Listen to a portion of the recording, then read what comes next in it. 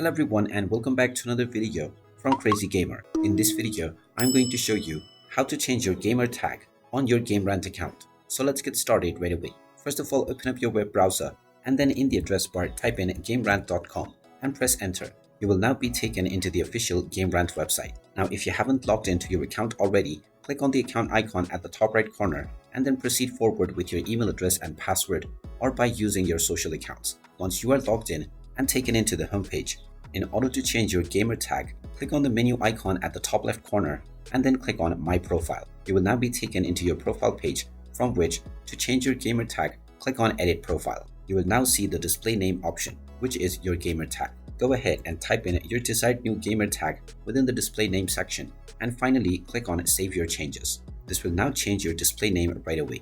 You can come back to this menu as many times as you want and you will be allowed to change your display name or your gamer tag. And there you have it. That is how easy it is to change your gamer tag on Gamerant. If you find this video helpful, make sure you hit that like button and subscribe to our channel if you haven't done so already. Also ring that notification bell to never miss another update from us. Thank you for watching and I will see you again in the next video.